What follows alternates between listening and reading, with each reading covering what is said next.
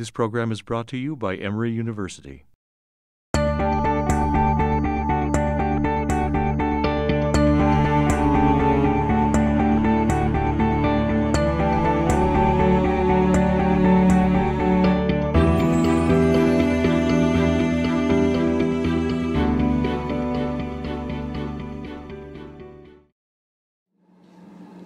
Hello, I'm Allison Adams, editor of the Academic Exchange, Emory University's forum for faculty work, life, and thought.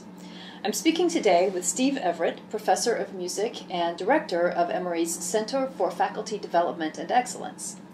The upcoming fall 2012 issue of the Academic Exchange is themed around the topic Where Learning Happens, and one of the newest pedagogical spaces to open up on our campus and elsewhere recently is digital space, online and distance learning technology. The most high-profile way we have seen this emerge is through Emory's recently announced partnership with Coursera, the provider of free, globally accessible online courses from 34 major research universities.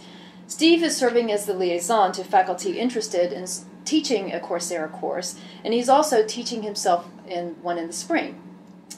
So can you tell us a little bit about your Coursera course, Steve? Certainly. The course is entitled Introduction to Digital Sound Design, and it is part of a unit of a course that I currently teach at Emory, which is entitled Electronic Music. I've been doing that course for about 20 years, and it's a very popular course. I have a waiting list of students every year trying to get into the course. So this Coursera course is taking, in some ways, the fundamental parts of that course that I think are most important and helping people sort of around the world who might be interested in sound applications to understand some of the basics for how does sound work electronically and digitally, and then for people who might be wanting to use sound for careers in film or video or media applications, and to really give them the basics for that. So that course is not exactly a duplicate, but is actually the sort of the essence of my electronic music course.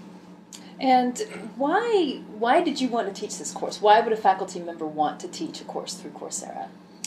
I think probably everybody would have their own reasons for doing this, and of course there are 32 universities that have already affiliated with Coursera, and I think there may be close to 200 classes being offered currently.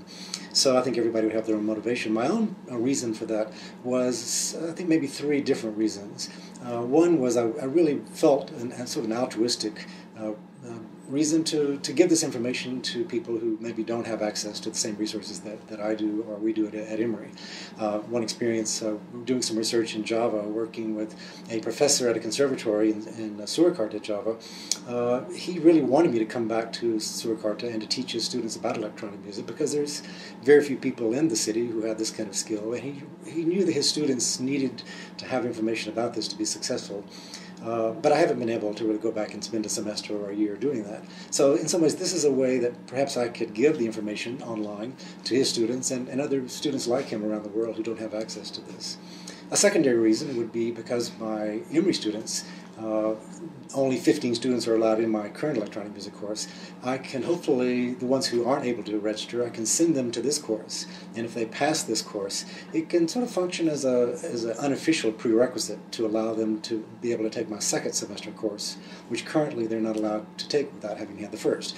So there should be direct benefits for the Emory students. And then the third is really kind of an experiment to see when you have a class like this that is going to be scaled in such a large universal format, there's got to be some impact on a professor's research profile, their public scholarship. I think people that are engaged in these conversations or these kind of courses, they're going to see direct implications on the number of citations for their work, the kind of visibility of their research around the world. So I think it has institutional benefits. The branding of Emory to places that we probably would never have a chance to let Emory be known. And then my own research, I'm sort of interested to see sort of what happens over the next couple of years as these thousands of students are taking this course outside the U.S. You mentioned using the Coursera course that you're teaching as a prerequisite for your Emory students for taking the next level. Are these courses actually part of the Emory curriculum? Are they more along the lines of public scholarship, shall we say, or something else entirely?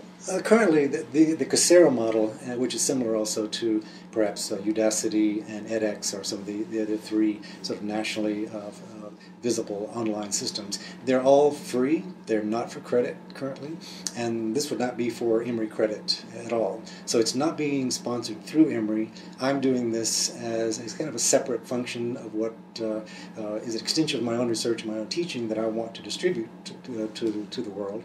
But it's really not functioning in any kind of curricular aspect other than, as I described before, which is kind of an unofficial aid for my own Emory students. Can you say a little bit about how the Emory Coursera relationship came about? It seemed quite sudden. Why was that? The Coursera relationship did happen quite sudden, and I can explain that in just a second. I think if you step back and look at the faculty interest in putting their teaching content online, that's been going on for quite a while. I mean, if we go back to even the use of Blackboard, other kind of learning management systems, faculty have been seeing the benefits of putting lots of their information and knowledge content of their classes into a digital format, so that then they can turn the classroom into a different kind of experience, whether it's more critical inquiry and discussions of the topics. So that's already been happening, this kind of what is sometimes called flipping of the classroom, where we have now the ability to have both discussion and content being delivered in different formats. So in some ways the total online is just a continuation of that trend, which has already been happening at Emory and every other university.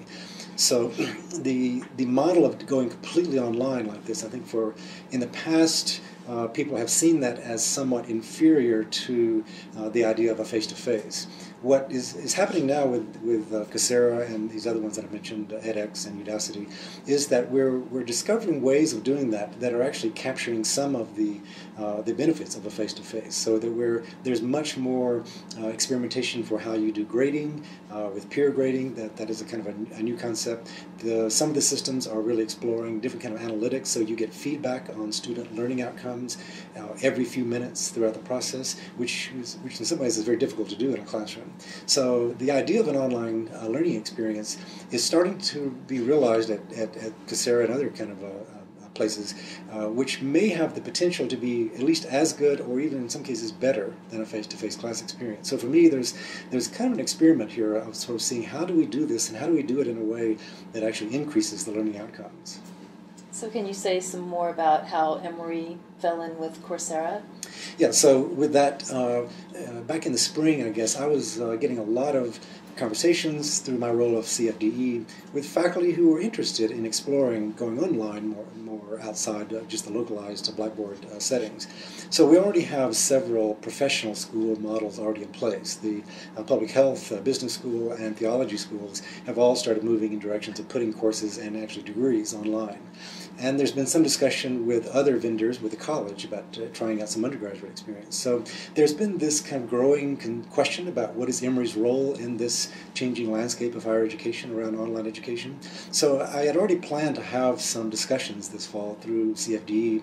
We have something called an academic learning community, which are just discussion forums around certain topics. So we'd already set up a learning community around online learning to be scheduled this fall. In the course of that, most people were observing that Coursera may be, in some ways, the most interesting model. They've affiliated before a month ago, they had affiliated with about 16 universities, all top-ranked universities, Penn, Princeton, a number of great places. And there was an opportunity for Emory to join a secondary level of association. So that Coursera was wanting to expand that to about 34 institutions, and Emory was invited to be considered as part of that next wave. So there was a sense that Coursera, perhaps of all the ones out there, may have been the one that made the most sense for us, that had the most flexibility.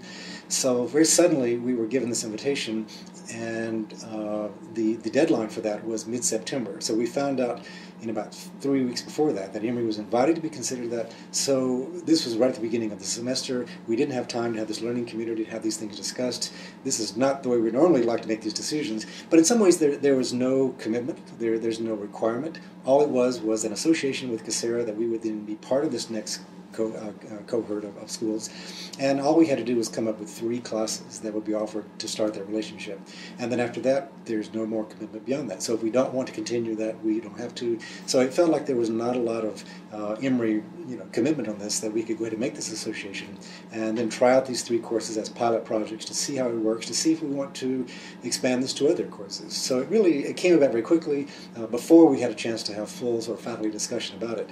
But now we're still having that discussion, and faculty who are interested in this, we're trying to sort of use these pilot projects as a way to figure out what are the steps and what are the resources we need to put as an institution towards supporting these.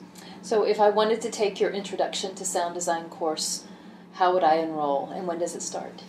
You go to the Coursera.org site, and you can find the course there. You just click on sign up for that class, and then you'll be registered. The class will start January 28th, will be the starting date. It'll last.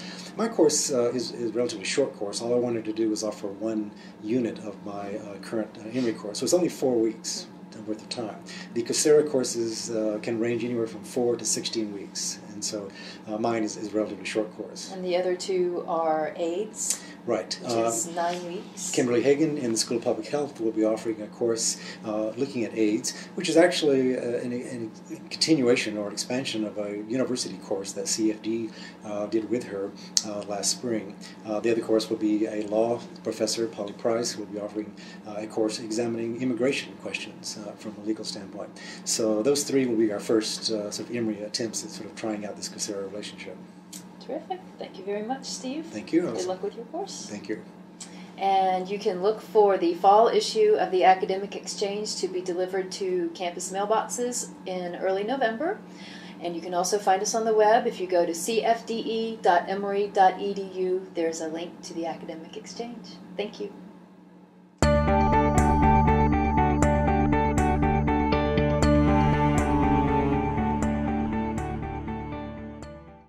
The preceding program is copyrighted by Emory University.